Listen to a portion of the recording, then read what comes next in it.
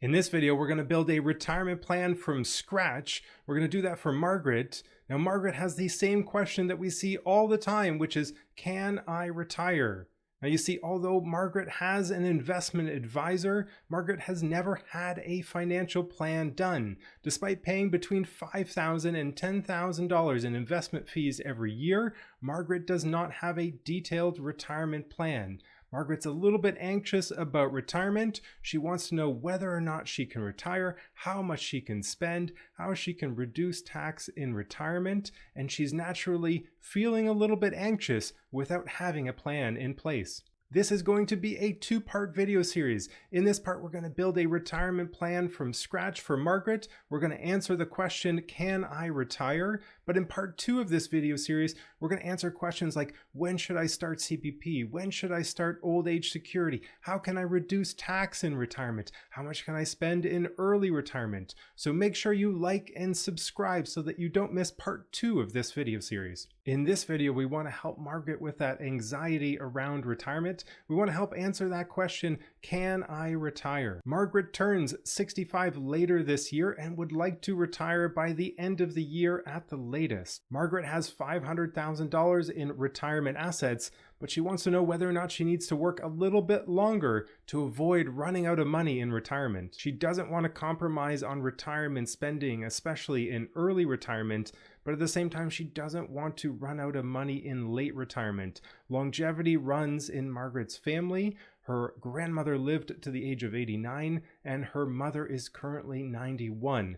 So Margaret wants to make sure that her money lasts into her early 90s. Now, Margaret has an RSP worth $250,000, a TFSA worth $120,000, and a defined contribution pension plan worth about $130,000. Margaret also has a paid-off home in a medium cost of living location. Now, to build this retirement plan, we're going to use Advice's new simple planning feature. This allows us to build a retirement plan extremely quickly using just the minimum information required. Now, if you're like Margaret and you don't have a retirement plan yet, you can go to advice.ca, click the For Clients tab. You can start a retirement plan for just $9 a month or $49 for the year. You get access to the software platform, the AI strategies, our community forum for support, and our bi-monthly webinars. It's just $9 a month or $49 for the year. If you don't yet have a retirement plan in place, this is an incredible value. Let's start building this retirement plan together. Now, on each section, you're going to notice there's a simple and detailed toggle. We can simply click the simple toggle and it's going to tell us the minimum amount of information we need. On this page, goals and values, it's more qualitative questions, so we don't need to answer those for a simple plan. We're just going to go through and do that for each section here, entering the minimal amount of information we need to get that initial retirement plan for Margaret. So let's go to the income section. This is the first place where we'll need to enter some information. We just need to know Margaret's gross income before retirement. And remember, Margaret's retiring at the end of this year. Margaret earns $80,000 a year and gets an average $12,000 bonus. So we're going to enter that here in the income section, and that's all we need to do here. Now for expenses, we're going to enter Margaret's total expenses. Margaret is currently spending about $4,000 a month. That's her estimate. She believes that in retirement, she'll spend about $3,500, a little bit less with less travel and driving and work-related expenses, but fairly similar.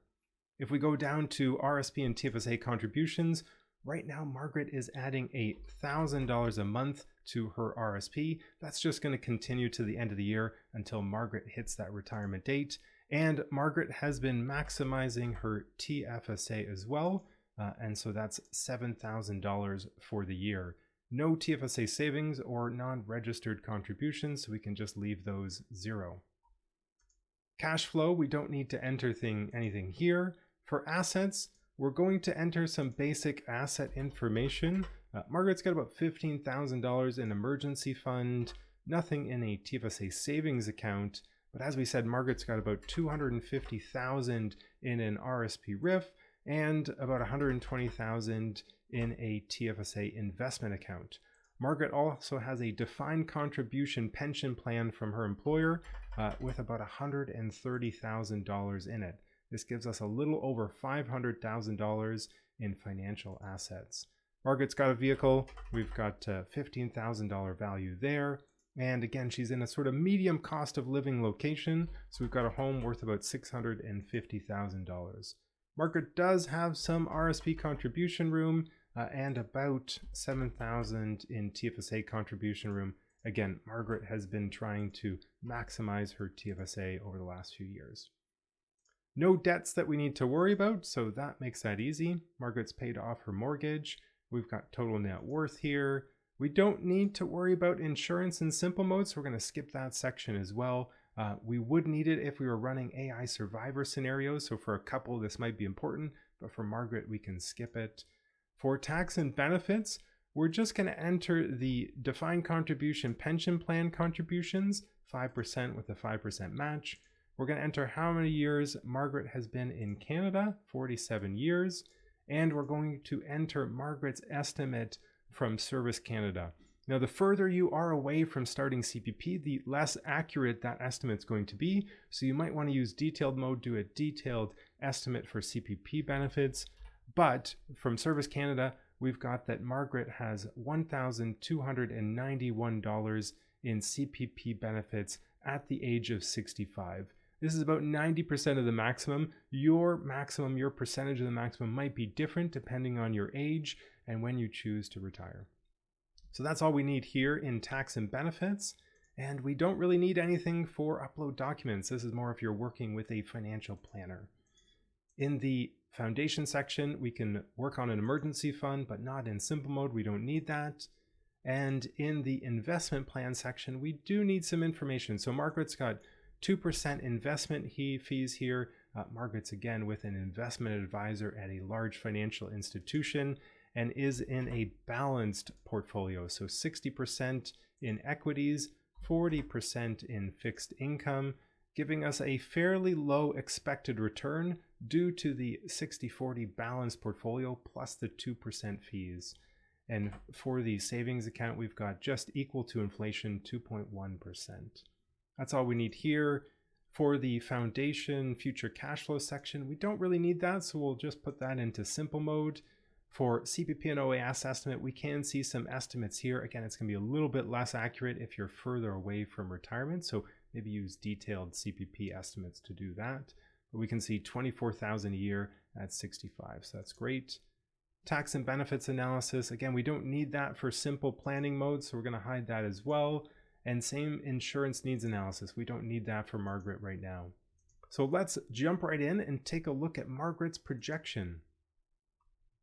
Let's take a look at Margaret's initial projection here. So we can see a couple things. We've got some registered withdrawals, CPP and old age security and early retirement. We switched to some TFSA withdrawals a bit later in retirement, maybe when the RSP or the defined contribution pension plan have been depleted. And we even have some non-taxable government benefits here later in retirement when there's just TFSA withdrawals. Likely some guaranteed income supplement at that point because taxable income is going to be quite low. We can see that we have quite a long projection here. So this is the default on the platform. So let's actually go back up here and change that. We do want to have a rather long retirement period because we do have life expectancy. But let's change this to be 94 instead of 99. Again, Margaret's mother is currently 91 and grandmother lived until 89. So let's rerun the projection with a slightly lower life expectancy, but still fairly high at 94. So again, we've got some non-taxable government benefits at the end of retirement here. We've got retirement spending of $42,000 a year straight across. If we can, we'd like to front load some additional retirement spending in early retirement, but we'll see that in part 2 of this video series. The net worth over time, we can see a fairly steady drawdown over time. Not a lot of buffer here at the end, only $50,000 in financial assets, but we do still have the home to fall back on. So we've got $663,000 here in equity in home value. So not a bad estate after tax, not very much tax on the estate at all, and still some equity in the home if we need it later on in retirement. From a success rate perspective, because this is evaluating that same drawdown plan but over historical periods of stock returns, bond returns, and inflation rates, we can see that there's some risk in Margaret's plan. We can see that the earliest kind of major chance of running out of money is age 84.